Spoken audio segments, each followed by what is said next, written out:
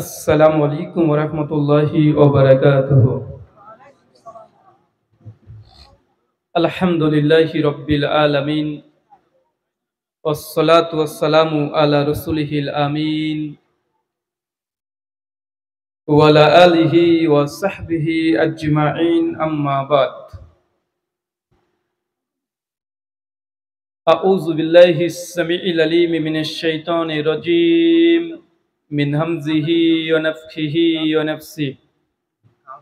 বিসমিল্লাহির রহমানির রহিম। মা আতাকুমুর রাসূলু ফাখুযুহু ওয়া মা নাহাকুম আনহু ফান্তাহু। ওয়া ক্বালা আল্লাহ সুবহানাহু ওয়া তাআলা ইয়া আইয়ুহাল্লাযীনা আমানু আতিউল্লাহা ওয়া আতিউর রাসূল ওয়া লা তুবতিলু আমালাকুম। আন আব্দুল্লাহ ইবনে মাসউদিন রাদিয়াল্লাহু তাআলা আনহু ক্বাল ক্বালা রাসূলুল্লাহি সাল্লাল্লাহু আলাইহি ওয়াসাল্লাম লাইসা মিন শাইইন ইউকাররিবুকুম আলাল জান্নাহ ওয়া বায়ুদুকুম মিনান নার ইল্লা কদ আম্মারতুকুম বিহি। রাহু শুআবুল ঈমান লিল বাইহাকি ইসনাদুহু সহিহ। সমস্ত প্রশংসা সেই মহান সত্তা আল্লাহ সুবহানাহু ওয়া তাআলার জন্য, যিনি আমাদের সৃষ্টি করেছেন। শুধু সৃষ্টি করেননি, এই পৃথিবীতে সহস্র কোটি মাখলুকাত সৃষ্টি করার পরেও যিনি আমাদের এই মানব জাতিকে সর্বশ্রেষ্ঠ জাতি, সর্বশ্রেষ্ঠ মাখলুকাত এবং সর্বশ্রেষ্ঠ নবী মুহাম্মদ আরবি সাল্লাল্লাহু আলাইহি ওয়াসাল্লামের উম্মত হিসেবে প্রেরণ করেছেন, সেই মহান সত্তা আল্লাহ সুবহানাহু ওয়া তাআলার সংক্ষিপ্ত শুকরিয়া সুজুদ আদায় করি তার নিজেরই শেখানো ভাষা দিয়ে। সকলে এক বাক্যে পড়ি আলহামদুলিল্লাহ। আজ জামিয়া সালাফিয়া মাদ্রাসার উন্নতিকল্প এবং উদ্যোগে আজ 11 জুন 2024 আপনারা যে আলোচনা সভার আয়োজন করেছিলেন, মহান সত্তা আল্লাহ সুবহানাহু ওয়া তাআলা আপনাদের এই আলোচনা সভাটিকে কবুল করেছেন। এই জন্য আরেকবার শুকরিয়া সুজুদ করি, সকলে পড়ি আলহামদুলিল্লাহ।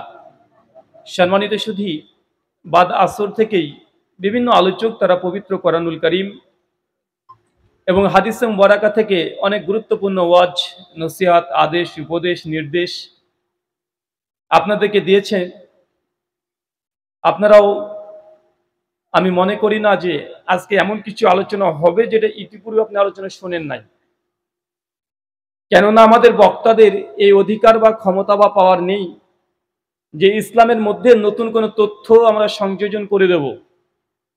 আমরা যে কথাটাই বলি না কেন, নতুন কিছু পাবেন না, কেননা ইসলাম নতুন কিছু যে আবিষ্কার করবে এমনটা নয়। তথ্য গবেষণা যেগুলো আগে থেকে আছে সেগুলো বারংবার আমরা রিপিট করব। এমনকি কোনো নবী রাসূল তারা নতুন কিছু নিয়ে আসতেন না। আমাদের নবী এসেছেন, তিনি এসেছেন ইব্রাহিম আলাইহিস সালামের বিশুদ্ধ ধর্মটিকে যখন বিকৃত করেছিল ইহুদি খ্রিস্টান, তারা আমাদের নবী আলাইহিস সালাম এসে বিশুদ্ধ ইব্রাহিম আলাইহিস সালামের ধর্মকেই তিনি প্রতিষ্ঠা করে গেছেন। তিনি যে নতুন কিছু নিয়ে এসেছেন, আগে ইব্রাহিম বলতেন এক আল্লাহ, এখন হবে তিন আল্লাহ, এমন কিছু নয়। কথা বুঝতে পারছেন? ইসলামের মৌলিক যে মেসেজ, যে বার্তা, এটা অনর, এটা সৃষ্টির প্রথম দিন থেকে যেমন আছে কিয়ামত পর্যন্ত সেটাই থাকবে। পরিবর্তন করার ক্ষমতা আমাদের নেই। আপনি মনে করতে পারেন যে বক্তারা তো সব একই ধরনের কথা বলে, আর এই কথা কতদিন যে শুনছি। জি, এই কথা আল্লাহ বলছেন। স্যার জারিয়াত আয়াত নাম্বার 10 আল্লাহ বলছে শুধুমাত্র যারা মুমিন ব্যক্তি তাদের উদ্দেশ্যে যে ওয়াজাক্কির ফাইনা যিকরা তানফাউল মুমিনিন। তুমি মুমিন যারা আছে, যারা বিশ্বাসী আছে, তাদের সামনে একই কথা বারবার বলতে থাকো, বারবার জিকির করো, বারংবার বলতে থাকো একই কথা। যারা মুমিন, যারা বিশ্বাসী, আল্লাহকে ভয় করে, অবশ্যই এই কথাগুলোর দ্বারাই তাদের হৃদয়ের মধ্যে ঈমানি জজবা এটা বৃদ্ধি পাবে। তার মানে বোঝা যাচ্ছে একই কথা বারবারই বলতে হবে। আল্লাহর দাবি যে বারংবার একই কথা বলো। যারা মুমিন, তাদের হৃদয়, তাদের অন্তরের মধ্যে ঈমান একদম জমজমাট হয়ে একদম টকবক করবে। কিন্তু আমরা অনেক ক্ষেত্রে দেখি একই কথা বারবার হলে যে এই আলোচনাগুলো আমরা শুনেছি বা অমুক হুজুরের কাছ থেকে হয়েছে, ভাই এমনটাই হয়। আর যদি বলেন যে না নতুন নতুন শুনবো, তাহলে এখন আমাকে বাংলাদেশে অনেক বক্তা আছে, এক একজন এক এক রকমের কথা বলে, যেগুলো কোরআনেও পাওয়া যায় না, হাদিসেও পাওয়া যায় না। আর ডিজিটাল যুগে ডিজিটাল জিকির আছে অনেক রকমের, জানেন তো, বসেন বসেন জিকির ভাইরাল আছে না ভাইজান? তো এগুলো নতুন এসেছে, মানুষ এগুলোকে খাচ্ছে। মানুষ যে এই তো এতদিন হচ্ছে জালসা। আগে হুজুররা শুধু আসতো আর দুঃখের আর কষ্টের কথা বলতো, জান্নাত জাহান্নামের কথা বলতো, আর ভয়ের কথা বলতো। এখন বিভিন্ন রকমের বক্তা এসেছে, আর বক্তারা এসে হাসাচ্ছে, কত রকমের কাহিনী করছে। কোন বক্তা এসে বিড়ি খাওয়ার স্টাইল দেখাচ্ছে, এমন আছে না নাই? আছে না ভাইজান? কে স্টেজে এসে হুজুরের আলোচনা করছে, আর দর্শক শ্রোতার মধ্যে থেকে দৌড়তে দৌড়তে এসে হুজুরকে চুম্মা দিয়ে চলে যাচ্ছে, হুজুরকে আবার লাভ লেটার লিখে পাঠিয়ে দিচ্ছে। ভাই এরকম দেখা যাচ্ছে না এখন? মানে আমাদের এই ওয়াজ মাহফিল যেটা ছিল আমাদের অন্তরে হৃদয়ে ঠেসে দেওয়ার জন্য একটা প্রোগ্রাম, আলোচনা সভা, আজকে সেটা হয়ে গেছে মানুষের খোরাক, মানুষের মতো হাসবে, এই হাসির জন্য অনেক মানুষ আসে বা আসে কি আসে না? আল্লাহ সুবহানাহু ওয়া তাআলা আমাদের ইলমের মারকাজ, ইলমের এই মজলিসকে তুমি হেফাজত করো, সকলে বলি আমিন। সারমত শুধু খুব গুরুত্বপূর্ণ কয়েকটি বিষয় নিয়ে কথা বলবো আজকে। যে বিষয়ে আলোচনা হবে, আলোচ্য বিষয়, যে আমলে জান্নাতে ঘর পাওয়া যায়। কি বললাম বলেন তো ভাইজান, কি বললাম? যে আমলে জান্নাতে ঘর পাওয়া যায়, তার মানে বোঝা যাচ্ছে যে জান্নাতে ঘর আছে। আর এই ঘর কারা কারা আমরা নিতে চাই? একটু হাত তুলি তো ভাইজান। মাশাআল্লাহ, সবাই নিতে চাই। তবে হুজুর যাই বলেন তাই বলেন, ঘর চাই জান্নাতে, তো মরতে যে ভয় লাগে, মানে মরবো না এমনি ঘর নেব। জান্নাত যেতে তো মন ইচ্ছে করে, কিন্তু মরতে যে পারবো না। ছেলে মেয়ে আছে, বউ আছে, কত কি আছে, গোটা বিশ্বের মহব্বত ভালোবাসা, অত টাকা পয়সা ধন সম্পত্তি সব ফেলে দিয়ে মরতে ভয় লাগে, কিন্তু জান্নাতেরও চাই আমরা। ভাই এমন মানুষের সংখ্যা কম না বেশি? এমন সংখ্যক মানুষের সংখ্যাই বেশি। আজকের আলোচ্য বিষয়, যে আমলে জান্নাতে ঘর পাওয়া যায়। মনে রাখবেন, যারা সাইকোলজিস্ট, যারা মানুষের মন নিয়ে, ব্রেন নিয়ে যারা গবেষণা করে, সাইকোলজিস্ট, তারা বলছে, মনোবিজ্ঞানীরা, যে প্রত্যেকে মানুষের ফিতরাতের মধ্যে আছে, মানুষ জন্মের পরেই যখনই বোধ হয় না, তার আগে একটা বোধ আল্লাহ দিয়ে দেয়। সে বোধটা কি জানেন? স্বপ্ন দেখা। আর সেই স্বপ্নটা কি? ভালো একটা ঘর পাওয়া, ভালো একটা বাড়ি নির্মাণ করা, ভালো একটা বাড়ি হবে। এটা প্রত্যেক ছোট ছোট শিশু যারা আছে তাদের অন্তরে অটোমেটিক ফিতরতের দিক থেকে আল্লাহ দিয়ে দেয়। দেখবেন আপনার ছোট সোনামণিটা আছে, 3, 4, 5 বছর 7 বছরের ছেলে, আপনি বড় বড় শহরে নিয়ে যাবেন, ঘুরতে নিয়ে যাবেন, দেখবেন বড় বড় বিল্ডিং দেখে আপনার ছেলে আপনাকে হঠাৎ বলবে যে আব্বু আমাদের এমন বাড়ি কবে করবে, আমাদের ওই বাড়িটা লাগবে। ভাই এমন কথা শুনেছেন কি শোনেন নাই? দেখবেন, এটা হচ্ছে সাইকোলজি, যেটা মনোবিজ্ঞানী তারা বলছে, মানুষের মনের মধ্যে, অন্তরে, একদম ছোট থেকেই তাদের মধ্যে একটা স্বপ্ন থাকে যে আমার একটা এই পৃথিবীতে সুন্দর বাড়ি হবে। এই জন্য তো আপনি ফজরের নামাজ না পড়লেও ঠিক ফজরের আগে যদি উঠতে প্রয়োজন হয়, উঠে আপনি ঠিক নিজের বেচা কেনা ব্যবসা করার জন্য আপনি দোকান খুলে বসে আছেন, বা আছে না নাই? কেন?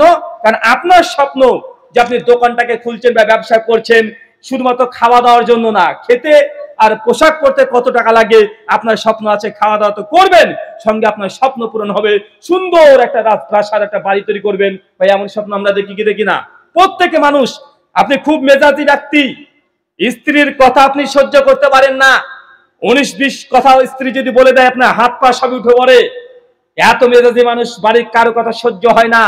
এই মেজাজি ব্যক্তি যখন দোকানে দোকানদারি করছে, যখন বেচা কেনার জন্য বসে আছে দোকানে, একটা দ্রব্যের দাম বলেছে 1000 টাকা, কাস্টমার এসে বলছে যে ভাই 400 টাকা হলে নেব, তখন আপনার ভেতর রাগ হয়, তারপরেও কাস্টমারের সঙ্গে খারাপ আচরণ করেন না। কেন? কারণ আপনি জানছেন যে এই ব্যক্তির সঙ্গে যদি খারাপ আচরণ করি আমার এই দ্রব্য বিক্রয় হবে না, আর বিক্রয় না হলে আমার লাভ আসবে না। যার স্বপ্ন পূরণ, আপনি স্বপ্ন পূরণ করতে পারবেন না। ভাই এমন আছে না নাই? কথা বলেন। আছে। মানুষ সকাল থেকে রাত পর্যন্ত শুধু প্রতিযোগিতা নিজের স্বপ্ন পূরণের জন্য।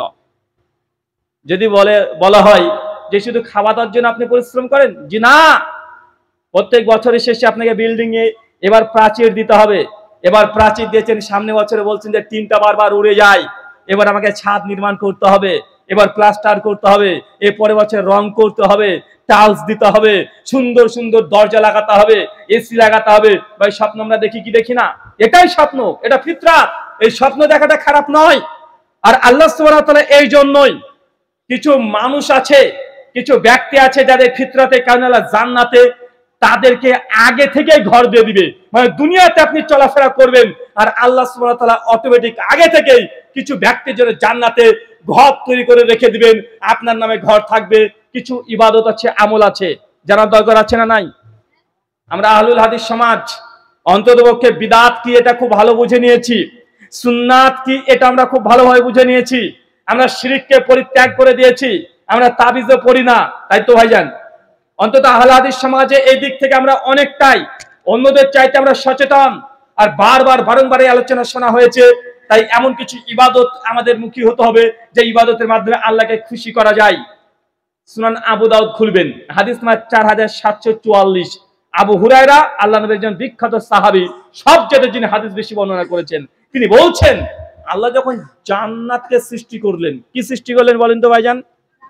জান্নাতটা মানে সৃষ্টি, মানুষ যেমন একটা সৃষ্টি, জান্নাত এটা একটা সৃষ্টি বস্তু। জান্নাতকে সৃষ্টি করার পরেই আল্লাহ সুবহানাহু ওয়া তাআলা ফেরেশতা জিবরিলকে ডাকলেন। জিবরিল আলাইহিস সালামকে ডাকার পরে জিবরিলকে বলছে আল্লাহ, জিবরিল যাও, আমি জান্নাত সৃষ্টি করেছি, জান্নাতের সৌন্দর্য দেখে এসো। ফেরেশতা জিবরাইল খুশি যে জান্নাত সৃষ্টি করেছে, জান্নাতের সৌন্দর্য দেখবো। সঙ্গে সঙ্গে ছুটতে ছুটতে গিয়ে জান্নাতের মধ্যে প্রবেশ করেছে। পা দেওয়ার সঙ্গে চারিদিকে দেখছে জান্নাতের এত সুন্দর, এত দৃষ্টিনন্দন, আকর্ষণীয়, এত সুন্দর করে জান্নাতকে সাজানো আছে। চতুর্দিকে যেই দিকে তাকায় সেই দিকে সৌন্দর্য। আপনি তো পৃথিবীর আমেরিকার শহর দেখে আপনি অবাক হয়ে যান, আপনি তো শুধুমাত্র দুবাইয়ের বুর্জ খলিফা দেখে অবাক হয়ে যাচ্ছেন, আপনি শুধুমাত্র সিমলাতে গিয়ে অবাক হয়ে যান, এত সুন্দর পরিবেশ। আল্লাহ যখন জান্নাতকে তৈরি করেছে, ফেরেশতা জিবরিল জান্নাত দেখে, যাতে সৌন্দর্য দেখে তিনি ছুটে ছুটে আল্লাহর কাছে এসে বলছে, আল্লাহ এত সুন্দর করে জান্নাতকে তুমি তৈরি করেছো, আমার মনে হয় না এই জান্নাতে কেউ প্রবেশ করবে। এই কথা বলার পরেই সঙ্গে সঙ্গে আল্লাহ বলছে, ফেরেশতা জিবরিল যাও, আবার জান্নাতে যাও, আবার জান্নাতকে দেখে এসো। সঙ্গে সঙ্গে জান্নাতে আবার দ্বিতীয়বারের মতো ফেরেশতা জিবরিল প্রবেশ করছে। যখনই জান্নাতের দরজাকে উন্মুক্ত করে দেওয়া হয়েছে, জান্নাতকে দেখে চতুর্দিকে দেখছে জান্নাতকে আল্লাহ সুবহানাহু ওয়া তাআলা ঘিরে দিয়েছেন। চাচা বলেন তো কি করেছেন? বুঝতে পারলেন না? প্রথমবার জান্নাত খুব সৌন্দর্য, যেদিকে তাকায় সেদিকে সৌন্দর্য ঝংকার ঝরে ঝরে পড়ে, এত সুন্দর দৃষ্টিনন্দন আকর্ষণীয় জান্নাত। ফেরেশতা জিবরিল যখন দ্বিতীয়বার আল্লাহ বলছে যাও এবার জান্নাত দেখে এসো, জান্নাত দেখতে গিয়ে দেখছে জান্নাতের চতুর্দিক মানে চারিপাশ, আজকে যেমন আলোচনা সভা আছে এইদিকে আপনারা একটা ঘিরে দিয়েছেন, এইদিকে একটা ঘিরে দিয়েছেন, ঠিক জান্নাতকে আল্লাহ চতুর্দিক চারিপাশ আল্লাহ ঘিরে দিয়েছেন। জান্নাত ঘিরে দিয়েছেন আল্লাহ সুবহানাহু ওয়া তাআলা শুধুমাত্র নিয়ম নীতি, দুঃখ কষ্ট আর বেদনা দিয়ে। বলেন তো চাচা জান্নাত কি দিয়ে ঘেরা আছে? বলেন, কথা বলেন, একটা হলেও শিখে যেতে হবে। জান্নাত কি দিয়ে ঘেরা আছে? শুধুমাত্র দুঃখ কষ্ট বেদনা, আর যেদিকে তাকায় সেই দিকে নিয়ম আর নীতিমালা দিয়ে। মানে একটা দুঃখ চাপানো হয়েছে, তারপর একটা কষ্ট, তারপর একটা বেদনা, তারপর একটা নিয়ম, এইভাবে করে জান্নাত কালা ঘিরে দিয়েছে। আপনারা বাড়ির যেমন প্রাচীরকে ঘিরেছেন ইট দিয়ে, সিমেন্ট দিয়ে, বালি দিয়ে, ওরা বাড়িকে সংরক্ষণ করেছেন, প্রাচীর দিয়েছেন, আল্লাহ জান্নাতকে ঘিরে দিয়েছেন নিয়ম নীতি আর দুঃখ কষ্ট দিয়ে। এই হাদিসের আলোকে প্রমাণ হয় জান্নাত যদি যেতে হয় হাসতে হাসতে পৃথিবীতে জান্নাত চলে যাবেন এমনটা নয়। দুঃখ কষ্ট বেদনা নিন্দা সমালোচনা গীবত সবকিছু আপনার নামে হবে। যতই ভালো কাজ করেন না কেন, আপনি যতই মসজিদের ইমাম হন না কেন, মাদ্রাসার যত বড় মুতাল্লি হন না কেন, যাই ভালো কাজ করেন না কেন, আপনার বদনাম সমালোচনা, আপনাকে নিন্দা বদনাম সবকিছু করবে। পকেটের টাকা আপনার যাবে, চোরের অপবাদ আপনার কাছে আসবে। কেন? এটা হচ্ছে দুনিয়া। আল্লাহ সুবহানাহু ওয়া তাআলা আপনাকে পরীক্ষা করছেন, কারণ এগুলো দিয়ে জান্নাত কালা ঘিরে রেখেছেন। চাচা এখন কি কথা বুঝতে পারছেন? আপনি মনে হয় এই কথাটা বুঝতে পারলেন না। জান্নাত অত সহজে পাওয়া যায় না। জান্নাত যেতে হলে দুঃখ কষ্টকে ভেদ করে একদম এটাকে দৃঢ়ভাবে শরীরটাকে, মনটাকে, বিবেককে পাথরের মতো শক্ত করে রেখে দিতে হবে। তারপরে আল্লাহ পথে থাকতে হবে। এটা যদি করতে পারেন তবেই জান্নাত। আমি খুব ভালোভাবেই জানি আল্লাহ নবী তারপরে বলছে জান্নাতকে আল্লাহ ঘিরে দিয়েছেন শুধুমাত্র নিয়ম নীতি দিয়ে। নিয়ম নীতি বোঝেন চাচা? মানে যা করবেন নিয়ম নীতি মেনে করতে হবে। এক ধাপ ইসলাম নিয়মের বাইরে যেতে চায় না। আপনি যদি নিজেকে মুসলিম দাবি করেন, এই পা যে পাটা দেখতে পাচ্ছেন, এই পাটা নিজের ইচ্ছে মতো ধাপটা ফেলতে পারবেন না। কেন? আপনি মুসলিম। মুসলিম তো আরবি শব্দ, বাংলা করলে হয় আল্লাহর কাছে আত্মসমর্পণ করে দেওয়া, মানে নিজের কোনো ইচ্ছার চলে না, দুজনের ইচ্ছেতে চলতে হয়। এক আল্লাহ যা বলেছেন তাই মেনে নেবেন অন্ধের মতো, কোনো প্রশ্ন নাই। আল্লাহ বলেছেন আমি মানছি। দুই, নবী যা বলে গেছেন সেই হাদিস দ্বারা প্রমাণিত হলে মেনে নেবেন। যদি আপনি মানেন আপনি মুসলিম, আর যদি না মানেন আপনি মুসলিম না। মুসলিম শুধুমাত্র নাম দিয়ে হয় না। আল্লাহ সুবহানাহু ওয়া তাআলা জান্নাতকে গিয়েছেন শুধুমাত্র এখানে নিয়ম এবং নীতি দিয়ে। নিয়ম নীতি মানে নিজের পায়ে ধাপ নিজের ইচ্ছে মতো ফেলা যায় না। বলেন তো চাচা, বাথরুম ঘরে পায়খানা ঘরে যখন প্রবেশ করেন কোন পা আগে দেন? কোন পা?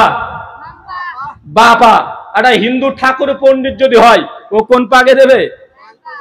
ওর যদি বাথরুম চাপায় ও ডান পা বা পা ওর দেখবে না, ও লেগেছে দৌড়তে ঢুকে পড়বে, পারলে ডিগবাজি মেরে দিয়ে চলে যাক, তাও কোনো বাধা নাই। বাধা আছে নাকি? কিন্তু আপনি যে মুসলমান, এই পাটা নিজের ইচ্ছেতে ফেলতে পারবেন না। আল্লাহ যা বলেছেন, নবী যেভাবে বলেছে সেইভাবে ফেলতে হবে, এটার নামই মুসলমান। যেমন বাথরুম ঘর থেকে বের হয়ে আসবেন সেই সময় কোন পা আগে বের হবে? ডান পা। এবার দেখেন ঘটনা পুরো উল্টে যাবে। যখন মসজিদে প্রবেশ করছেন সেই সময় কোন পা আগে ঢোকে? ডান পা। বাথরুমে ঢোকার সময় কোন পা ঢুকছে আগে? বাম পা। কিন্তু মসজিদে ঢোকার সময় ডান পা। কেন? এই পাটা যে আপনার ইচ্ছে মতো খেলতে পারবেন না। আপনি যে মুসলমান, আর আল্লাহ যে কথাই বলছে যে জান্নাতকে ঘিরে দিয়েছে নিয়ম নীতি দিয়ে, মানে বাথরুম ঘরে ঢুকতে হলে আপনাকে নিয়ম নীতি মেনে চলতে হবে, এটার নাম হচ্ছে ইসলাম। আপনি এখন ইসলামটাকে বুঝতে পারেন নাই, শুধু বাথরুম ঘরে 20 থেকে 30 খানা নিয়ম নীতি মেনেই আপনাকে প্রস্রাব পায়খানা ছিঁড়তে হয়। এটা ওই পৃথিবীর অন্য কোনো ধর্মগ্রন্থে পাবেন না। এটা একমাত্র শুধুমাত্র ইসলাম আমাকে এই আদর্শ দিয়ে গেছে। বাথরুমে ঢুকেছেন, মোবাইলে ফোন চলে এসেছে, আর সঙ্গে সঙ্গে ধরে আপনি কথা বলতে পারবেন? পারবেন? আচ্ছা, আপনি বাথরুম ফিরছেন, এখানে রাস্তার ধারে ধরেন, একজন ব্যক্তি গিয়ে আপনাকে দেখতে সালাম দিয়ে দিয়েছে, উত্তর দিতে পারবেন? চাচা বাথরুমে বসে আছেন, হঠাৎ করে হাঁচি চলে এসেছে, আলহামদুলিল্লাহ বলতে পারবেন? তার মানে বাথরুমে ইসলাম আছে না নাই?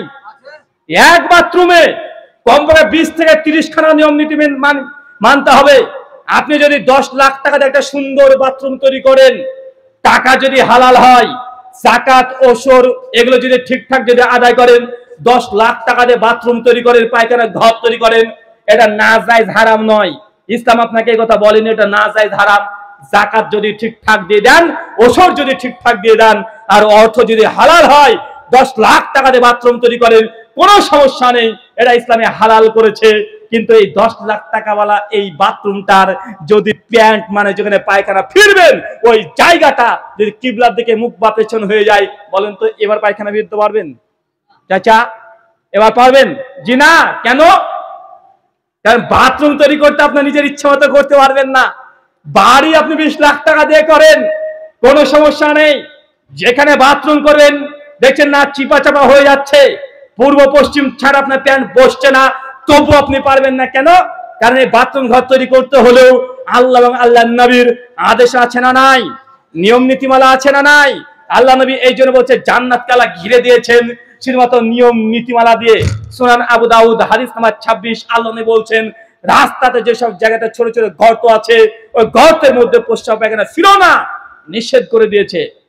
আপনার ছেলে তো আগে সবচেয়ে বদমাশ আছে, ইঁদুরের গর্ত পেলে প্রস্রাব করে দেয়। আল্লাহ নবী বলছেন যে রাস্তায় যে গর্তগুলো থাকে এখানে প্রস্রাব পায়খানা ফেরা যাবে না। কেন? ওই যে গর্তের মধ্যে তোমাদের ভাই জিনরা থাকে, জিন থাকে, যখন প্রস্রাব করছে তখন ওদের গায়ের উপরে চলে যেতে পারে, আল্লাহ নবী নিষেধ করেছেন। আল্লাহ নবী একদিন হঠাৎই তিনি বলছেন খবরদার রাস্তাতে বসো না। কোথায় বসো না বলেন তো চাচা? রাস্তায় বসা নিষিদ্ধ, হারাম। রাস্তাতে বসতে পারবে না। আল্লাহ নবী বলছে রাস্তায় বসো না। ইমাম বুখারী কিতাবুল আদাবুল মুফরাদ হাদিস নাম্বার 965-তে হঠাৎ বলছে রাস্তায় বসো না। সাহাবীরা অবাক, ইয়া রাসূলুল্লাহ বলেন কি রাস্তায় বসবো না মানে? আরে রাস্তায় তো আমাদের ব্যবসা, রাস্তাতে বসে আমাদের ব্যবসা করতে হয়, অর্থ আদান প্রদান লেনদেন সবকিছু রাস্তাতে করতে হয়। আপনি বলছেন রাস্তায় বসা যাবে না, এটা আমাদের জন্য কঠিন হয়ে যাচ্ছে। আল্লাহ নবী বলছেন রাস্তায় বসো না, আর বসতেই যদি হয় রাস্তার হক আদায় করো। সাহাবীরা অবাক, বলে কি রাস্তা তো জড় পদার্থ, ইট ঢেল পাথর দিয়ে তৈরি করা হয় রাস্তা, এই যে আপনাদের রাস্তায়, রাস্তার আবার কিসের হক, রাস্তার আবার কিসের অধিকার, রাস্তাকে কিভাবে সম্মান করতে হয়, রাস্তা আবার আমি মুসলমান আমার কাছে কি চাই? আল্লাহ নবী আমরা তো বুঝতে পারলাম না। যখন আল্লাহ নবী বলছেন যে রাস্তার অধিকার রক্ষা করো, রাস্তার হক রক্ষা করো, রাস্তাকে সম্মান করো, সাহাবীরা অবাক হয়ে বলছে, ইয়া রাসূলুল্লাহ, রাস্তার আবার হক কি, অধিকার কি?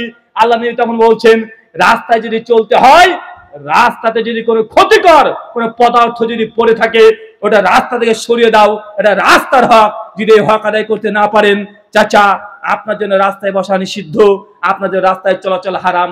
এটা ইসলাম। এই দেখেন, এই যে নিয়ম নীতি, এই নিয়ম নীতিতে জান্নাত ঘেরা আছে।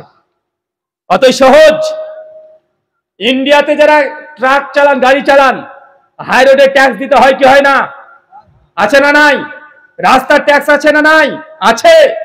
বছরে একটা ছোট কার, আমি যে গাড়িটা আছে, আমার গাড়ির কমপক্ষে 40 থেকে 45 হাজার টাকা আজকে 5 বছর আগে ট্যাক্স দিতে হয়। মানে বোঝা যাচ্ছে রাস্তাতে চলতে হলে ট্যাক্স লাগে। ইসলামী শরিয়াতে আপনাকে রাস্তার ট্যাক্স হচ্ছে এই রাস্তার সঙ্গে এই আচরণগুলো করা। রাস্তা যদি উঁচু নিচু থাকে, কবে মমতা ব্যানার্জি রাস্তা ঠিক করবে? মুসলমানের বাচ্চা সে অপেক্ষা বসে থাকতে পারে না। মুসলমানের ইমানের দায়িত্ব, এলাকার যুবকদের, তরুণদের দায়িত্ব, প্রত্যেক বাড়িতে গিয়ে 100, 200, 500 টাকা করে চাঁদা তুলে রাস্তাকে সমতল করে দেওয়া। এই যে রাস্তা আছে, এটা মুসলমানদের ইমানি রাস্তা নয়। রাস্তাকে দ্রুত পরিবর্তন করতে হবে। সরকার অপেক্ষা বসে দেখা যাবে না। যদি বলেন হুজুর কি বলে গেলেন এটা, জি, এটা ইসলাম। জান্নাত এই নিয়ম নীতিতে ঘেরা আছে। রাস্তাতে উঁচু নিচু জায়গা থাকবে না, রাস্তা একদম সমতল থাকবে। আল্লাহ নবী তো বলছেন ইমানের 70টা শাখা আছে। সবচেয়ে নিচু স্তরে ইমান হচ্ছে ওটাই যে রাস্তাতে যদি কোনো পাথর যদি পড়ে থাকে, কলার ছতর যদি পড়ে থাকে, রাস্তাকে পরিষ্কার করে দিবে। একটা পাথরও রাস্তায় পড়ে থাকবে না মুসলমানের রাস্তায়। এটা ইমানদারদের একজন রাস্তা। সালাফরা এই জন্য বলে গেছেন। ইমাম আহমেদ ইবনে হাম্বলের কিতাব জুহুদ একটা ঘটনা আসছে। ইমাম আহমেদ বলছে, কোন এলাকার রাস্তা থেকে মানুষ নির্বাচন করে নিত, এটা মুসলমানের রাস্তা না ইহুদি খ্রিস্টানের রাস্তা। কেন? মুসলমানের রাস্তা মানে একটা রাস্তাতে মুসলমান যাবে, ওই রাস্তা কখনো অপরিষ্কার থাকতে পারে না। মানে মুসলমান পরিষ্কার করতে করতে চলে যাবে। নবী বলছেন, খবরদার রাস্তায় কে বসো না। বসতে যদি চাও, রাস্তার হক আদায় করো। রাস্তা উঁচু নিচু রাখা যাবে না। রাস্তাতে কোনো ক্ষতিকর পদার্থ পড়ে থাকলে সেটাকে পরিষ্কার পরিচ্ছন্ন করতে হবে। এলাকার যুবক তরুণদের দায়িত্ব। এখন ঝড় বৃষ্টির সময়, গভীর রাত্রিতে হোক আর দিনে হোক আর রাত্রে হোক, ঝড় বৃষ্টির কারণে যদি গাছের ডালপালা ভেঙে রাস্তা আটকে যায়, মানুষের যদি চলাচলের যদি সমস্যা হয়, যত রাত হোক না কেন, রাতের মধ্যে রাস্তাকে পরিষ্কার পরিচ্ছন্ন করে দিতে হবে। এই দায়িত্ব, এই ডিউটি, এটা একজন মুসলমান হিসেবে আল্লাহর পক্ষ থেকে এসেছে। আল্লাহ নবী এই জন্য বলছে, রাস্তায় বসো না, বসতেই যদি চাও রাস্তার হক আদায় করো। তার মানে বোঝা গেল ঝড় বৃষ্টি আসলে মুসলমান বসে থাকবে? চাচা, বসে থাকবে না। রাস্তাকে পরিষ্কার করতে হবে। আল্লাহ নবী এরপরে বলছে যে রাস্তার হক হচ্ছে এটা। কোনো অচেনা প্রতীক যদি কোনো সময়তে তোমাকে জিজ্ঞাসা করে, ভাই আমি অমুক জায়গায় যাব, অমুক ব্যক্তির বাড়িতে যাব, একটু ঠিকানাটা বলে দেন, আল্লাহ নবী বলছেন সেই ব্যক্তিকে ঠিকানাটা বলে দিতে হবে। এটা রাস্তার হক। এই হক যদি আদায় না করেন, কোনো ব্যক্তির রাস্তায় বসাটাও জায়েজ নয়। আমাদের সমাজে কি আছে, উল্টো আসে না ভাইজান? যদি বলি অমুক গ্রামে যাব, ও জানে ওটা বাঁ দিক দিয়ে যেতে হবে, আমাদের ছেলেরা বলতে ডান দিক দিয়ে যা, বা উল্টো দেখিয়ে দেয় না? উল্টো দেখিয়ে দেয়। আল্লাহ নবী বলছেন 3টে জায়গাতে প্রস্রাব পায়খানা ফেরা যায় না। এক, যে গাছের নিচে মানুষ আশ্রয় নাই, মানে মাঠ ঘাটে আছে না ভাইজান, মাঠ ঘাটে দেখবেন অনেকগুলো গাছ বৃক্ষরাজি আছে, সারাদিন কৃষকরা কাজকর্ম করে ওই গাছের নিচে লাস্টে গিয়ে আশ্রয় নিয়ে নেয়। আল্লাহ নবী বলছেন যে গাছের নিচে মানুষ আশ্রয় নাই, এই গাছের নিচে কখনো প্রস্রাব পায়খানা ফেরো না। যে পানি মানুষ ব্যবহার করে, পুকুরের পানি, এই পুকুরের মধ্যে প্রস্রাব পায়খানা ফেরো না। তার মানে বোঝা যাচ্ছে পুকুরের মধ্যেও প্রস্রাব পায়খানা ফেরা যায় না। বা আমাদের সমাজে আছে না নাই? আছে না নাই? গাছের নিচে মানে আপনার বিশেষ করে স্ত্রী তো খুব ভয়ঙ্কর মহিলা, একটু যদি ঝামেলা যদি লেগে যায় পাশে বাড়ির সঙ্গে, আর আপনিও আপনার স্ত্রীর সঙ্গে মানে তাল মিলিয়ে বলে দেন যে পাশের বাড়ির সঙ্গে ঝামেলা হয়েছে, অতএব আপনার জমি রাস্তা আগে থেকে আপনি ঘিরে দিচ্ছেন। এমন মানুষ আছে না? এই পাড়ার সঙ্গে ওই পাড়ার ঝামেলা, এই বাড়ির সঙ্গে ওই বাড়ির ঝামেলা, সঙ্গে সঙ্গে বাপ বলছে বেটাকে, যা তুই রাস্তাটাতে ঘিরে দেবো, কোন দিক দিয়ে যে আমি দেখছি। এমন মানুষ আছে না? জি, এই জমি আপনার, রাস্তা আপনার, টাকা আপনি কিনেছেন, কিন্তু যে রাস্তা মানুষ ব্যবহার করে, আপনার কাজের না, কিন্তু হিংসা করে রাগ করে আপনি রাস্তাকে যদি ঘিরে দেন, রাস্তার হক আদায় করলেন না, কিয়ামতের মাঠে এই জমি, এই ভূখণ্ড আপনার বিরুদ্ধে সাক্ষী দেবে। চাচা মনে করেন না জমি আপনার বলে আপনি যা ইচ্ছা তাই করতে পারবেন। অনেকেই দেখা যায় যে এলাকাতে একটা ফাঁকা জায়গা পড়ে আছে, ছেলেরা খেলাধুলা করছে, ছেলেরা খেলাধুলা করে, অত ওই জমিটাকে মানুষ ব্যবহার করছে, বিবাহের প্যান্ডেল করছে, ওয়াজ মাহফিলের আলোচনা সভাগুলো করছে, কিন্তু আপনার জমি, আপনার জীবন মানে মনটা একদম জ্বলে পড়ে ছারকার হয়ে যাচ্ছে যে আমার জমি ওর মেয়ের বিয়ে দিচ্ছে, আমার জমি মাদ্রাসার ছেলেপেলেরা চলাচল করছে, আমার জমি মানুষ হাঁটাহাঁটি করছে, মানে আপনার ভেতরটা রাগে একদম পুরো পুরো যাচ্ছে। হঠাৎ দেখাচ্ছে দুলরে ইট ফেলে দিয়ে এই রাস্তাকে, জমিকে আপনি ঘিরে নিলেন, অথচ এই জমিটা আপনার প্রয়োজন নেই, ব্যবহার করলে আপনার ক্ষতি হচ্ছে না, কিন্তু আপনি নিজের জমিকে বাহাদুরি দেখে হিংসা করে ঘিরে দিচ্ছেন। কিয়ামতের মাঠে জমি আপনার বিরুদ্ধে সাক্ষী দেবে। যতই এই জমি আপনার হালাল টাকা দিয়ে কেনা হোক না কেন, এই জমি কিয়ামতের মাঠে আপনার বিরুদ্ধে সাক্ষী দেবে। কেন? কারণ এটা রাস্তার হক, জমির হক আপনি আদায় করেননি।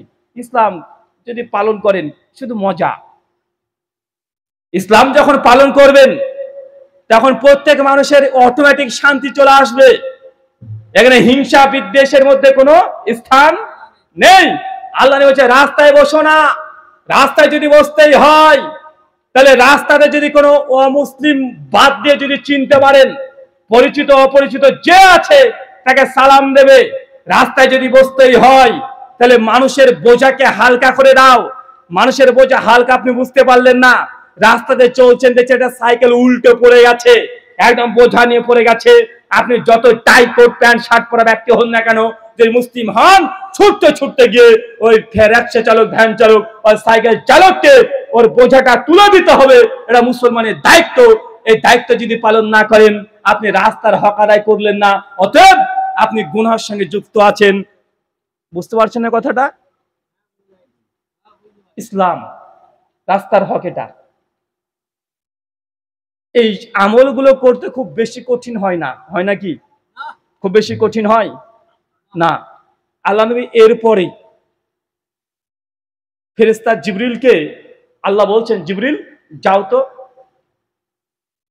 জাহান্নাম তৈরি করেছি, জাহান্নামকে দেখে এসো। ফেরেশতা জিবরিল সঙ্গে সঙ্গে জান্নাত দেখার পরে জাহান্নামের দিকে ছুটছে। জাহান্নামে গিয়ে দেখছে পুরো জাহান্নাম দাও দাও করে জ্বলছে, এক অংশের আগুন আর এক অংশকে গিলে গিলে খেয়ে নিচ্ছে। এত দুর্গন্ধ, দুর্গন্ধের জন্য মানুষ থাকতে পারছে না এখানে। ফেরেশতা জিবরিল জাহান্নামের ভয়াবহতা দেখে ছুটে চলেছে আল্লাহর কাছে। আল্লাহ, জাহান্নাম এত ভয়ঙ্কর, জাহান্নামের যা গর্জন, জাহান্নাম যা আমি দেখে আসলাম, পৃথিবীর কোন মানুষ আর জিন যদি জাহান্নামের ঘটনা বর্ণনা একবার যদি কানে শুনে নাই, আমার মনে হয় না যে পৃথিবীর কোন মানুষ যে কোনো মূল্যে সে জান্নাতি হতে চাইবে, সে জাহান্নামী হতে চাইবে না। আল্লাহর সঙ্গে সে ফেরেশতা জিবরিলকে বলছে, জিবরিল যাও আবার জান্নাত জাহান্নাম দেখে আসো। চাচা বলেন তো জান্নাতে কয়বার পাঠিয়েছিল? কয়বার? 2 বার। জাহান্নামে কয়বার পাঠাচ্ছে? 2 বার। এবার ফেরেশতা জিবরিল জাহান্নামে চলে গেছে। জাহান্নামে গিয়ে দেখছে জাহান্নামের চতুর্দিক জাহান্নামকে আল্লাহ প্রাচীর দিয়ে ঘিরে দিয়েছে। জাহান্নামকে চারিপাশ চারিদিক আল্লাহ ঘিরে দিয়েছে। জাহান্নাম ঘিরে দিয়েছেন আল্লাহ শুধুমাত্র মানুষের মনের ইচ্ছা দ্বারা, মানে আপনার মন যা চায় তাই করবেন, ফলাফল জাহান্নাম। তার মানে বোঝা যাচ্ছে জাহান্নাম যাওয়া খুব সহজ। সহজ না চাচা? জান্নাত যেতে হলে দুঃখ পাবেন, কষ্ট পাবেন, অনেক কিছু সহ্য করতে হবে, নিয়ম নীতি সব মানতে হবে। আর জাহান্নামকে আল্লাহ ঘিরেছে মানুষের মনের ইচ্ছা দ্বারা, মানে আপনার মন যা চায় তাই করবেন, জাহান্নাম।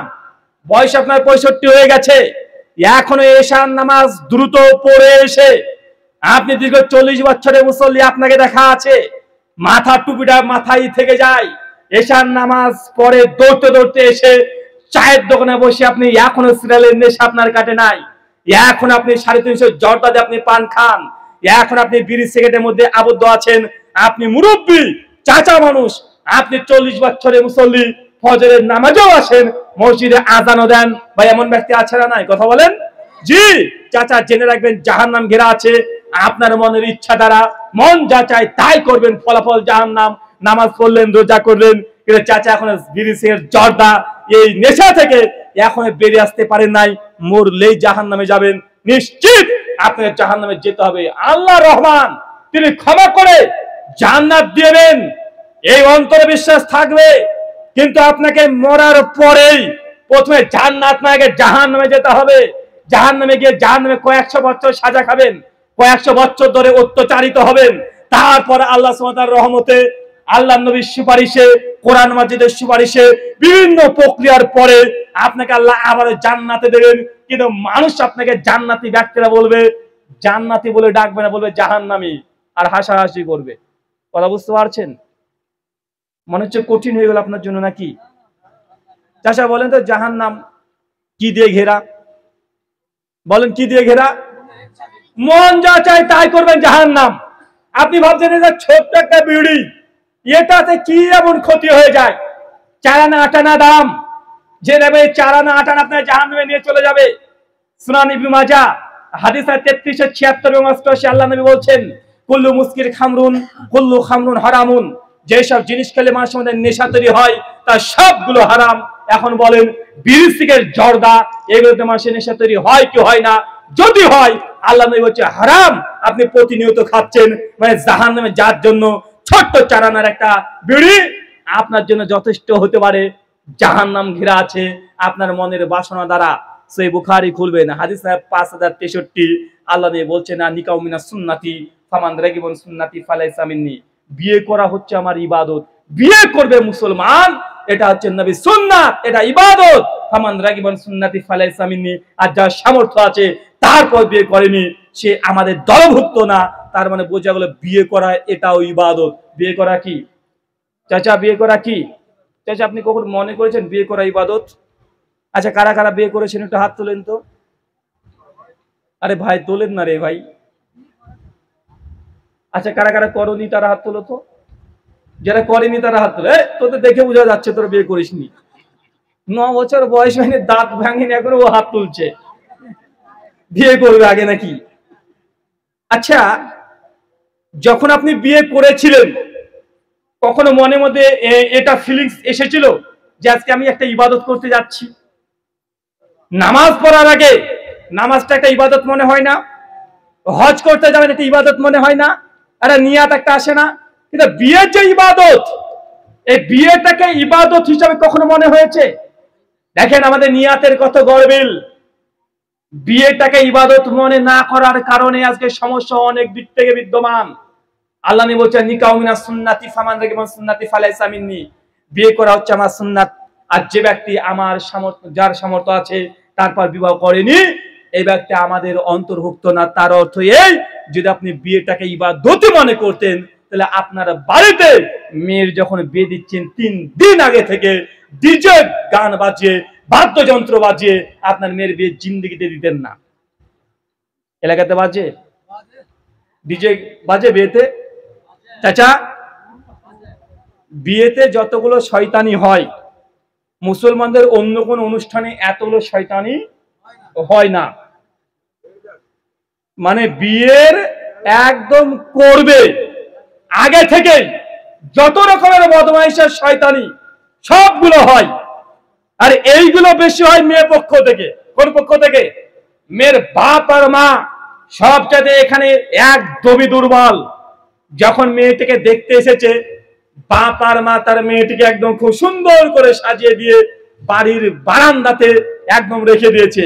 আর বর পক্ষ দেখতে এসেছে, বরে একা আসে নাই, 4-5 জন বন্ধু নিয়ে এসেছে। বা আসে কি আসে না? আর মেয়ের বাপ বারবার মেয়ের মাকে বলে, খবরদার ওদেরকে কিছু বলো না, ওরা ছেলে পক্ষ, একটু উল্টো পাল্টা বলে দিলে আমার মেয়ের বিয়ে ভেঙে যাবে। বাপ মা সব সময় ভয়ের মধ্যে থাকে। বা আসে না? নাই কথা বলেন। আচ্ছা বলেন তো, এই যে আপনি বিয়ের আগেই, এই দেখতে আসা থেকেই একটা হারাম কাজ শুরু করে দিলেন, তো বিবাহর পরবর্তী সময় বৈবাহিক জীবনে আল্লাহকে যদি বিয়ের পূর্বেই যদি নারাজ করে দেন, তো বিয়ের পরে আল্লাহ সুবহানাহু ওয়া তাআলা আপনার বিয়েতে বরকত দেবে? কথা বলেন তো। আপনার পরিবারে অশান্তি লাগবে না তো কার পরিবারে লাগবে বলেন? আপনার স্ত্রী বিয়ের পরে আরেকজনের সঙ্গে প্রেম করবে না তো কার স্ত্রী করবে? আপনার স্ত্রী আপনার সঙ্গে মুখে মুখে তর্ক করবে না তো কার সঙ্গে করবে? কারণ আপনি বিয়ের আগে আল্লাহকে নারাজ করে দিয়েছেন, হারাম কাজে লিপ্ত আপনি নিজে আগে হয়েছেন। আল্লাহকে নারাজ করে দিয়ে কখনো সুখ বা শান্তি অন্ততপক্ষে আপনি পেতে পারেন না, এটা বিশ্বাস রাখেন। বিশেষ করে মেয়ে পক্ষের বাবা মাকে বলে রাখি, আপনার মেয়েটাকে যদি সঠিকভাবে একদম আল্লাহর বিধান অনুযায়ী যদি রাখেন, অন্তত জেনে রাখবেন বিয়ের পরে আপনার মেয়েটিকে তার স্বামী অন্ততপক্ষে মদ খেয়ে এসে মারামারি বাঁধিয়ে দিবে না। কিন্তু আপনি তো ভয়ে থাকেন। আচ্ছা, আপনাদেরকে বিয়ের দিন গেট ঘিরে, হ্যাঁ গেট ঘিরে দেয়। আচ্ছা, গেট ঘিরে ক টাকা দিয়ে? 5,000, 1,000, 10,000 আছে না ভাইজান? মানে শয়তানি একটা সীমা আছে না? কিন্তু আপনাদের সীমা আছে। মানে শয়তানি কত সীমা একটা মানে অটোমেটিক রেখে দেয়। কোথা থেকে অমুসলিমদের কৃষ্টি কালচার চলে আসলো আপনার কাছে? গেট ঘিরে দিবে, 10,000 1 টাকা না দিলে ছেলে পক্ষ মেয়ে পক্ষ ঝামেলা লাগিয়ে দিয়েছে। আর যারা দাঁড়িয়ে আছে মেয়ে পক্ষর বান্ধবীগুলো যত আছে, যত বোন আছে, একদম সুন্দর করে সেজে একদম মনে হচ্ছে জান্নাত থেকে পালিয়ে এসেছে, এসে দাঁড়িয়ে আছে, ফুল নিয়ে দাঁড়িয়ে আছে। আর ছেলে পক্ষগুলো এসেছে, ছেলের বন্ধুগুলো 10-20টা চলে এসেছে, এসে প্রথমে গাড়ি থেকে নেমে আগে ভাগ হয়ে গেছে, এটা তোর, ওটা আমার, এটা আমার। চলছে ভাই, নোংরামে আছে না নাই? আছে না ভাইজান? অবাক হতে হয় ওখানে। আচ্ছা, বিয়ের আগে হলুদ প্রথা আছে আপনাদের এলাকায়? হলুদ মাখাই। আচ্ছা, কারা কারা বিয়েতে হলুদ মেখেছেন? একটু ছেলেরা হাত তোলো তো দেখি। কারা? আপনি মেখেছেন? কে মাখিয়েছে? আরে আপনি তো মেখেছেন, মাখিয়েছে কারা? হ্যাঁ, ভাবি। ভাবি তো আল্লাহর ওলি, মানে ওর মতো তো মানে ভালো মানুষ আর পৃথিবীতে না, সব রাবেয়া বস্ত্রের মতো, মানে এত বড় আল্লাহর ওলি। চিন্তা করে দেখেন, ভাবি দেশে হলুদ মাখাচ্ছে। আরে হলুদ প্রথা যে কোথা থেকে চলে আসলো এটা এখন পর্যন্ত পাওয়াই যায় না। সুনান আবু দাউদে হাদিস 465, এই হাদিসটা ভালো করে জেনে রাখেন। আল্লাহ নবী বলছেন, কোন ছেলের বয়স যদি 2 ছেলে আপন মায়ের পেটের, একদম ছেলে আপন মায়ের পেটের যমজ ভাইও যদি হয়, বয়স যদি 7 বছর পার হয়ে যায়, এক বিছানায় আল্লাহ নবী ঘুমাতে নিষেধ করে দিয়েছেন। এক বিছানায় ঘুমাতে পারবে না। যদি বেড বিছানা আলাদা করতে না পারে, আল্লাহ নবী বলছেন তাদের চাদর দুটো আলাদা করে দাও। মানে এক চাদরের নিচে 2 ভাই একসঙ্গে ঘুমাতে পারবে না, 2 বোন এক চাদর নিচে ঘুমাতে পারবে না। 2 ভাই যদি এক চাদর নিচে ঘুমাতে না পারে, আমার প্রশ্ন আপনাদের কাছে, আপনার ভাবি আপনার গায়ে কিভাবে হলুদ মাখাতে পারে? আব্দুর রহমান মকবুর রহমাল্লাহ বলছেন যে আল্লাহ নবী কেন 2 ভাইকেও এক বিছানার নিচে ঘুমাতে নিষেধ করলেন? কারণ ছেলের বয়স যখন 10-12 হয়ে গেছে, মেয়ের বয়স যখন 10-12 হয়ে গেছে, মেয়ে তখন মেয়ে মেয়ে ভাব চলে এসেছে ভেতরে, তার অটোমেটিক ছেলের গঠন পরিবর্তন হয়ে গেছে, তার রজস্বলা এটা শুরু হয়ে গেছে, ছেলেদের গুপ্তাঙ্গে লোম গজে গেছে, শরীর একটা জৈবিক চাহিদা যেটা নারী পুরুষকে পার্থক্য করে দেয়, এটা চলে এসেছে। 2 ভাইও যদি এক চাদর নিচে ঘুমায়, শয়তান এসে ওয়াসওয়াসা দিয়ে ঘুমের মধ্যে কোথাকার জিনিস কোথায় কি ঘটে দেয় এটা কেউ ধরে রাখতে পারবে না। আল্লাহ নবী তার জন্য বলছে 2 ভাই হলেও এক চাদর নিচে ঘুমাতে পারবে না, 2 বোন হলেও এক চাদর নিচে ঘুমাতে পারবে না। এখন আপনার কাছে আমার প্রশ্ন, আপনার মেয়েটাকে পাড়ার মানুষের সামনে অর্ধলঙ্গ অবস্থায় রেখে দিয়েছেন, ওরা পাড়ার মানুষ এসে আপনার মেয়েটার শরীরটাকে ডলে ডলে হলুদ লাগাচ্ছে, এটা কোন দিক থেকে জায়েজ হতে পারে? অনেকে বলছে যে না, মেয়েরা মেয়েদেরকে হলুদ লাগিয়ে দিতে পারে, এরকমও কিছু পাওয়া যায় না। বিশ্বাস করেন, মেয়েরা মেয়ের গায়ে টাচ করতে পারে না। সহিহ বুখারী 5358 নম্বর হাদিস, আল্লাহ নবী বলছেন, কোন বেপরদা নারী বুঝেন, যে নারী পর্দা করে না, বেহায়া, পর্দা করে না, ধর্ম পালন করে না, ইসলামকে বুঝে না, আর যে মেয়েটা বোরকা হিজাব মেনটেন করে চলে, আল্লাহ নবী বলছেন পর্দাহীন নারীর সামনে পর্দাশীল নারী যেন তার সৌন্দর্য প্রকাশ না করে। কথা কি বুঝতে পারছেন এবার? যে মেয়েটা পর্দাশীল, পর্দা করে, বোরকা মেনটেন করে চলে, এই মেয়েটা, যে মেয়েটা বোরকা পরে না, তার সামনে যেন সৌন্দর্য প্রকাশ না করে। ছেলে তো দূরের কথা, একজন মেয়ে অন্য মেয়ের সামনে সৌন্দর্য প্রকাশ করতে পারবে না যে মেয়েটি ধর্মহীন, মানে ধর্ম যে পালন করে না। কেন? ইবনে মাসউদ রাদিয়াল্লাহু তাআলা বলছেন, কেননা এই পর্দাহীন এই মেয়েটি পরবর্তী সময়ে তার স্বামীর কাছে গিয়ে গল্প করবে, বলে তুমি জানো হুজুরে বউকে দেখলাম গো, পর্দা করে থাকে, আজকে দেখেছি। ওই মেয়েটা ওর স্বামীর কাছে গিয়ে বলবে, কত সুন্দর দেখতে, কি ফর্সা গো, ঠোঁটগুলো কমলা লেবুর মতো, মনে হচ্ছিল আমি একটু চেটে দিই। ভাই এমন বদমাশ মেয়ে আছে না? নাই? আছে না ভাইজান? এমন আছে না? আল্লাহ নবী এবং ইবনে মাসউদ রাদিয়াল্লাহু আনহু পরিষ্কার ভাবে বলছে, একটা বেপর্দা নারীর সামনে পর্দাশীল ধার্মিক নারী তার সৌন্দর্য প্রকাশ করবে না। এখন আপনার কাছে আমার আবারও প্রশ্ন, যদি বেপর্দা নারীর সামনে পর্দাশীল নারী যদি মুখমণ্ডল খুলে রাখতে না পারে, সৌন্দর্য প্রকাশ করতে না পারে, আপনার মেয়েকে অর্ধউলঙ্গ অবস্থায় হাত পায়ে ঘষে ডলে কিভাবে হলুদ মাখাতে পারে? এটা কিভাবে জায়েজ হতে পারে? চিন্তা করে দেখেন তো, কোন দিক থেকে জায়েজ করবেন? কোন দিক থেকে? ওই যে একদিক থেকে জায়েজ। আল্লাহ নবী বলে দিয়েছেন, জাহান্নাম ঘিরেছে মনের বাসনা দ্বারা, মন যা চায় তাই করবেন জাহান্নাম।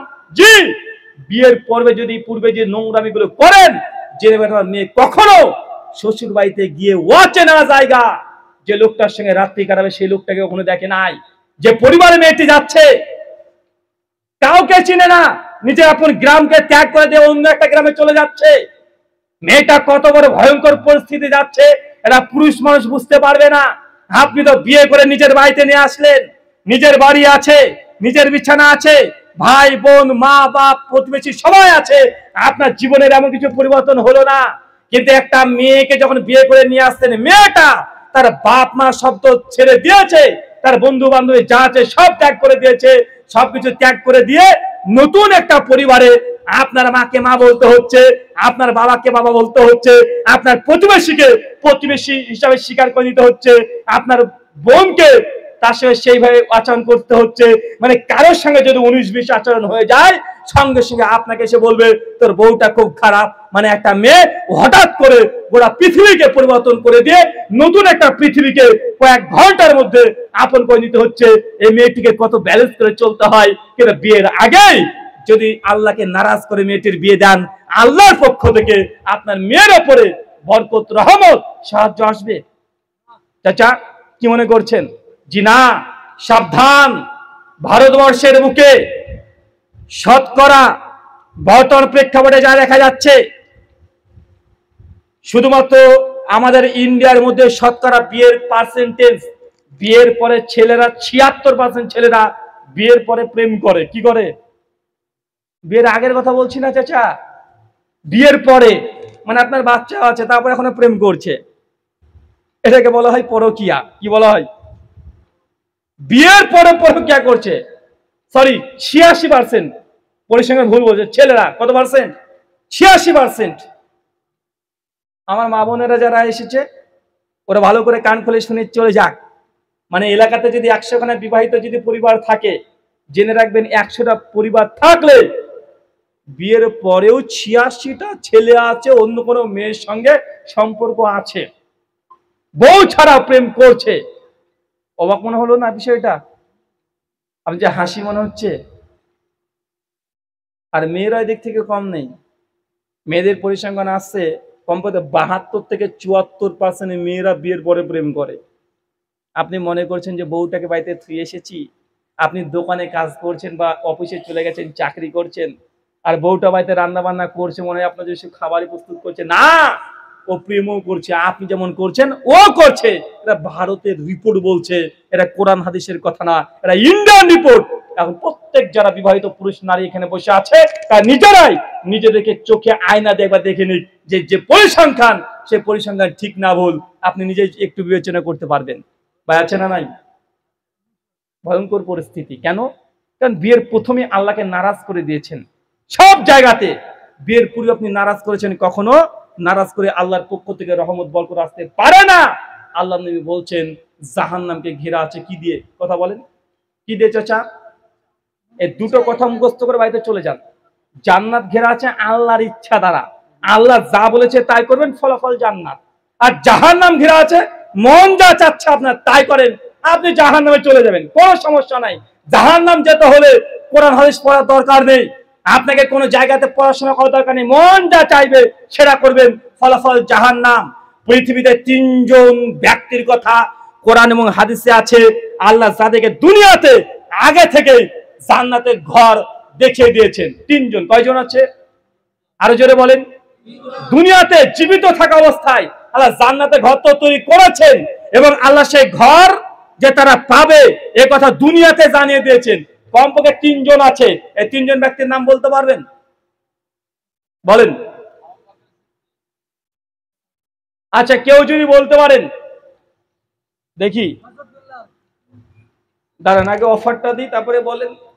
কেউ যদি বলতে পারেন এখন 100 টাকা দেব, 1 ঘন্টা ধরে আলোচনা শুনবেন কষ্ট করে। 500 টাকার নোট রে ভাই, এটা পুরো নিয়ে নিয়েন না যেন আবার।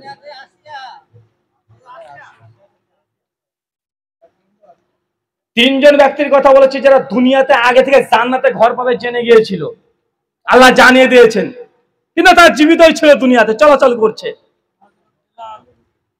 তিনজন ব্যক্তির কথা একসঙ্গে বলতে হবে, একটা একটা করে বললে হবে না। যদি বলেন 100 টাকা পাবেন, বলেন। হ্যাঁ, আচ্ছা, যদি কেউ ভুল বলে তার জন্য কি করবেন? আচ্ছা যান, তিনটে যদি বলতে পারেন তিনজন ব্যক্তির কথা, তাহলে 300 টাকা দেব। বলেন তো এবার। না টাকা না কাগজ চাচা, একদম মুড বেঁধে রয়েছে, টাকা কি হাত থেকে যায় অত সহজে? আচ্ছা বলেন, তিনজন ব্যক্তির কথা বলেন। আবু বকর সিদ্দিক, ওসমান গনি 2, আর বেলাল 3, আর কি ওমর 4, আর বলেন বিবি আসিয়া 5। আল্লাহর নবীর কথা চলে এসেছে বাবা, উনি তো জান্নাত মানুষকে দেবেন রে ভাই। 5 জন হয়েছে, আর বলবেন কেউ? আসিয়া 1 জন, বেলাল, ওমর 8 জন হয়ে গেছে রে ভাই। আছে তাহলে 3 জন। বক্তা পেছন থেকে বলছে, চিন্তা করেছেন? টাকাটা নেবে আর পলাশির মাল আপনাদের এখানকারই। আজকে এসেছি বলে দেবো নাকি? কি ঘটেছে বলে দেবো ঘরে? ভাই চটি পাওয়া যাচ্ছে না ঘরে, আমাদের ড্রাইভার ভাই খেতে বসেছে, চটি পাচ্ছি না। ভাই আমার নতুন চটি কিনে দিয়েছে, এটাও ভালো আপনাদের পলাশির, নিয়ে যখন গিয়েছে এটা নতুন দিয়ে দিয়েছে। আচ্ছা, ভুল হয়েছে উত্তর সবারই। 2-1 জনের কথা ঠিক বলেছেন, কিন্তু একটা হচ্ছে না। 3 জন। 1 বিবি আসিয়া, সূরা তাহরিম 8 নম্বরে 11 দলিল। 2 খাদিজাতুল কুবরা, আল্লাহর নবীর প্রথম স্ত্রী খাদিজা, সহিহ বুখারী হাদিস নাম্বার 3820। আল্লাহর সঙ্গে খাদিজাকে সালাম যখন পাঠিয়েছিলেন, তখন আল্লাহ ফেরেশতা জিবরিলকে দিয়ে খবর পাঠিয়েছেন, গিয়ে বলে দাও যে খাদিজা তোমার জন্য জান্নাতে ঘর আল্লাহ প্রস্তুত করে গেছে, যার ভেতর থেকে বাইরে দেখা যায় আর বাইরে থেকে ভেতর দেখা যায়, মানে বিবি খাদিজা উনিও জান্নাতে ঘর পাবেন। কয়জন হলো? দেখছেন, 2 জনই নারী, 2টোই মেয়ে। আর নারীবাদী যারা আছে, তাসলিমা, ও আবার বলছে যে ইসলামের নারী নাকি কোনো অধিকার দেয়নি। 3 জন জান্নাতে আগে থেকে ঘর পেয়ে গেছে, ফেরেশতারা দেখে এসেছে, খবর দিয়ে গেছে। আর বিবি আসিয়া তো মৃত্যুর আগে জান্নাতে ঘর, কোন ঘর পাবে সেটা আল্লাহ দেখিয়ে দিয়েছেন। মুসনাদ আবি আল হাদিস 3865-তে। 3 নম্বর একজন ব্যক্তি আছে, কি নাম? বেলালের নাম খুব আসছে রে বাবা। বেলাল রাদিয়াল্লাহু আনহু জান্নাতে ঘর পাবেন এরকম কোনো হাদিস নাই। সহিহ বুখারী 438-এ যেটা আসছে যে আল্লাহর নবী আলাইহিস সালাম যখন মেরাজে গিয়েছিলেন, বেলালের পায়ের আওয়াজ, জান্নাতে সে হেঁটে বেড়াচ্ছিল, পায়ের আওয়াজ পেয়েছে। তাকে জিজ্ঞাসা করে, কি এমন আমল করো? তো মসজিদে ঢোকার সময় 2 রাকাত নামাজ না পড়ে বসতাম না। তো জান্নাতে পারে আওয়াজ পেয়েছে, ঘর পেয়ে গেছে আগে থেকে, এমন বর্ণনা নেই। 3 নম্বরে ব্যক্তি হচ্ছে ওমর ইবনুল খাত্তাব। ওমর বিন খাত্তাব, সে বুখারী 3242 নম্বর হাদিস। ওমর বিন খাত্তাবকে আল্লাহ সুবহানাহু ওয়া তাআলা জান্নাতে কি ঘর পাবে আগে থেকে দেখিয়ে দিয়েছেন। চাচা এবার বলেন তো কয়জন? কি কি? টাকা কিন্তু পকেটে ঢুকে দিয়েছে, আর নাই, এখন বললেও পাবেন না। 3 জন ব্যক্তি জান্নাতে সবাই যাবে। ফাতেমা জান্নাতের মহিলাদের সর্দারনি হবে, আবু বকর জান্নাতে যারা বৃদ্ধ তাদের সর্দার হবে, হোসাইন জান্নাতে যারা ইয়াং যুবক তাদের সর্দার হবে। সবাই জান্নাত পাবে, কিন্তু এক এক সাহাবীর এক এক রকম খাস কিছু ফজিলত আছে। তো 3 জনকে আল্লাহ জান্নাতে আগে ঘর দেখে দিয়েছে। এই 3 জন নাম: 1 বিবি আসিয়া, 2 বিবি খাদিজা, 3 ওমর ইবনুল খাত্তাব। এই 3 জনের কথা মনে থাকবে। চাচা এদের মতো জান্নাতে ঘর আগে থেকে চান? কারা কারা জান্নাতে আগে থেকে ঘর চাই? একটু হাত তুলিত হয়ে যান। কারা কারা চাই জান্নাতে ঘর আগে থেকে? কারা কারা নিতে চাই মরার আগে জান্নাতে ঘর? কারা কারা? মাশাআল্লাহ, সবাই আছি তো? সবাই নেবেন ইনশাআল্লাহ। 3টা আমল বলবো। কয়টা? কয়টা? 3টে আমল করলে তাজা থাকা অবস্থাতে জান্নাতে ঘর তৈরি হয়ে যাবে। কিন্তু খরচ করতে হবে যে। খরচ করবেন তো? বাড়িতে দুনিয়াতে ঘর তৈরি করলে টাকা লাগে না? তো জান্নাতে ঘর তৈরি করবেন টাকা লাগবে না? দুনিয়াতে যত টাকা দিয়ে আপনি 20-30 লক্ষ টাকা দিয়ে আপনি একটা ঘর নির্মাণ করছেন, অত টাকা দরকার নেই, অত টাকা দরকার নেই। অন্তত পক্ষে কিছু একটা দিয়ে শুরু করেন। সহিহ বুখারী 450 নম্বর হাদিস, আল্লাহ নবী বলেছেন, কোন ব্যক্তি যে দুনিয়াতে একটা মসজিদ নির্মাণ করে দেয়, বাইতুল ফিল জান্নাহ, জান্নাতে আমি আল্লাহ থেকে ঘর দিয়ে দিব। তাহলে বোঝা যাচ্ছে দুনিয়াতে একটা মসজিদ তৈরি করলেই জান্নাতে ঘর পাওয়া যায়। এখন বলেন দুনিয়াতে মসজিদ কারা কারা তৈরি করবেন? মাশাআল্লাহ, 1 2 3 4 5। আরে ভাই নিয়াত কর রে ভাই, অন্তত পারবেন না নিয়াত করেন যে আল্লাহ সে তৌফিক দাও, ইনশাআল্লাহ আমি এই দুনিয়াতে একটা ঘর তৈরি করব আল্লাহর। আমি যদি আল্লাহর ঘর দুনিয়াতে তৈরি করে দিই, আল্লাহ আমার জন্য জান্নাতে একটা ঘর তৈরি করে দিবে। নিয়াত তো অন্তত পক্ষে করতে পারেন। নিয়াত করতে তার টাকা পয়সা লাগে না। অন্তত এতটুকু যদি বিশুদ্ধ নিয়াত থাকে, অবশ্যই এর কল্যাণ পাবেন। সুনান ইবনে মাজাহতে আল্লাহর নবীর সাহাবী একজন এসে বলছে, ইয়া রাসূলুল্লাহ, জান্নাতে ঘর পাওয়ার জন্য যদি দুনিয়াতে মসজিদ তৈরি করতে হয়, তো মসজিদ কত বড়? আপনি মনে করছেন টাচ দিয়ে করতে হবে, 10 তলা বিল্ডিং করতে হবে?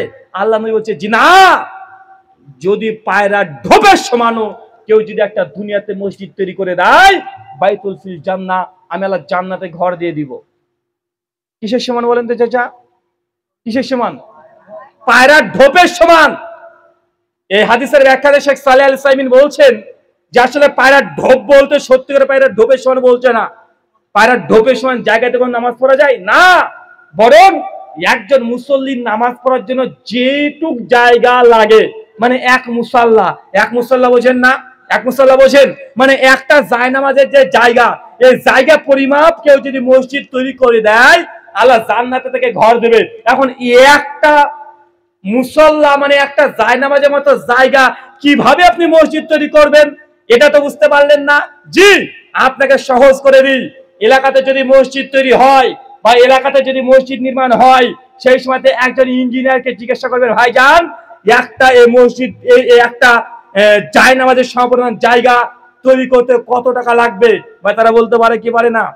একদম জমির দাম থেকে শুরু করে রং করা, টাচ করা, ইলেকট্রিক কত টাকা খরচ হবে তাকে জিজ্ঞাসা করে দেন, উনি বলে দিবেন যে এই একটা মুসাল্লা সমান তৈরি করতে গেলে ৬২,০০০ লাগবে বা ৬০,০০০ লাগবে বা ৩০,০০০ ২০,০০০ লাগবে, বলে দিবে। আপনি নিয়াত করেন ইনশাআল্লাহ এই এক জায়নামাজ সমপরিমাণ মসজিদের টাকা আমি দিয়ে দিব, যে কোনো মূল্য দিব, নিয়াত করেন। এটা হচ্ছে পায়রার ঢোপের সমান জায়গা। চাচা পারবেন? আপনি তো টাকা, মানুষ টাকা দিতে চায় না। আর জানে যে এই হাদিস যখন বলি আমরা যে কেউ যদি একটা দুনিয়াতে মসজিদ নির্মাণ করে দেয়, বাইতুল ফিল জান্নাহ, জান্নাতে ঘর আল্লাহ দেবেন, তখন বলছে হুজুর শুরু করলো টাকা তুলতে, বা চল। মানে এই হাদিস মানে বলে হুজুর এখন চাইবে, মানে এটা টাকা তোলার হাদিস। এই হাদিস কি মানে হাদিসের সিল পড়ে গেছে। এই হাদিস বলে বলে টাকা তোলা হাদিস বলতে শুরু করেছে। চল বুবু যাই, দেখেন মেয়ের অর্ধেক পরিষ্কার হয়ে যাবে, বলে বুবু চল এবার হুজুর টাকা তুলবে। টাকা তোলার জন্য আমি আসছি না, আমি তুলতেও পারি না। জাস্ট এই আমলের কথা বলে গেলাম। এটা আপনার দায়িত্ব, এখন আপনি নেবেন কি নেবেন না। 20 লাখ টাকা দিয়ে মসজিদ তৈরি করার দরকার নাই।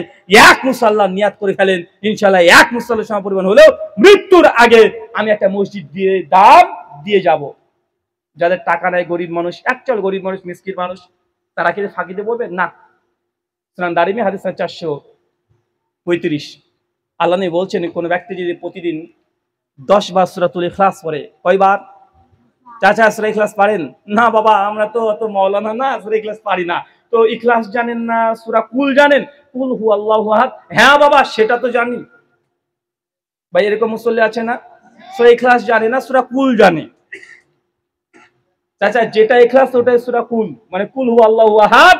এই সূরা কেউ যদি 10 বার দিনে পড়ে, আল্লাহ বলছেন বাইতুল ফিল জান্নাহ, আমি আল্লাহ তাকে জান্নাতে ঘর দেব। কয়বার? চাচা কয়বার? কি সূরা? কোন সূরা? সূরা ইখলাস। কয়বার পড়তে হবে?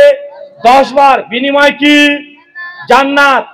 হুজুর বলে দিয়েছে চল আজকে পড়ে নি, কুল হু আল্লাহু আহাদ পড়তে শুরু করে দিয়েছেন, এখনই 10 বার হয়ে গেছে, আর ভাবছেন জান্নাতে ঘর তৈরি হয়ে গেছে। বাবা না, একদিনই এখনই পড়লে জান্নাতে ঘর হয়ে যাবে, ব্যাপারটা এমনটা নয়। মানে এটা আপনার খাস আমল, মৃত্যুর আগের মুহূর্ত পর্যন্ত এই আমলটা ছাড়া যাবে না। ছোট্ট আমল, কিন্তু মৃত্যুর আগের মুহূর্ত পর্যন্ত একদম একদম হসপিটালে ভর্তি আছেন, জ্ঞান ফিরে এসেছে, আর মনে পড়ে গেছে আজকে তবে এই আমলটা করি নাই, সমস্যা বিচ্ছার মতো শুরু করে দিয়েছেন। এইভাবে যদি আমলটাকে ধরে রাখতে পারেন মৃত্যুর আগের দিন পর্যন্ত, আগের মুহূর্ত পর্যন্ত, বাইতুল ফিল জান্নাহ, জান্নাতে আপনার জন্য ঘর আছে। চাচা করা যাবে? চাচা চাচা আজ থেকে বয়স অনেক হয়ে গেছে, আমি ইয়াং ছেলেদের জন্য বলছি না, চাচাদের জন্য বলছি, কারণ চাচারা নতুন করে মুখস্থ করতে পারবে না। তাই যেটা জানা আছে ওটাতে জান্নাতের জন্য প্রস্তুতি নেন, অলসতা না করে প্রতিদিন 10 বার, যে কোনো সময় যখন মন চাই তখন আপনি 10 বার সূরা ইখলাস পড়ে দেন। মসজিদে ঢোকার আগে বাড়ি থেকে তো যেতে হয়, হেঁটে হেঁটে যেতে হয়, 10 বার সূরা ইখলাস পড়ে ফেলেন।